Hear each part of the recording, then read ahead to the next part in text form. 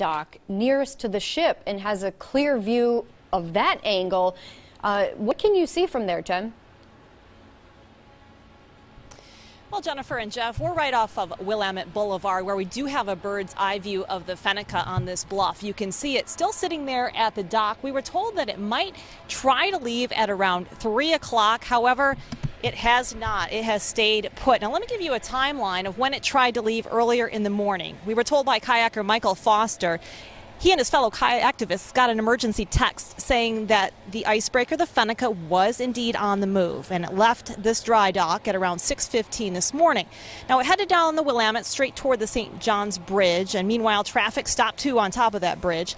But after it traveled for a while, it stopped near the bridge, waited, and then turned around at about 8 a.m., returning to this dock. And some background on the ship here: it's an icebreaker that clears the way for other oil drilling rigs.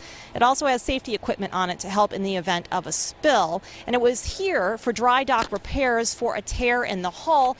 However, protesters felt it should not return to the Arctic because they don't want any kind of drilling at all in that area. And again, as you mentioned, the St. John's Bridge is closed in both directions to travelers, as this ship also just sits here and wait while the Coast Guard steps in to try to clear protesters at least below that bridge. And the city also issued a statement saying it has three priorities: public safety and protecting First Amendment rights and enforcing the laws. However, they say the waterways are not the city's jurisdiction and it's not the city's bridge. So other agencies are taking the lead, and the Fennica still sits here waiting to depart. Now, we're also been watching social media, and one climber tweeted, that's Christina Flores, "Holding back the Fennica, got tossed a flower. Solidarity is beautiful." She says that they've been up there for about 35 hours now, preventing this ship from leaving this dock. She went on to say on Twitter, "We've been blessed to have so many supporters here in Portland. They've been keeping us well supplied in these very hot temperatures."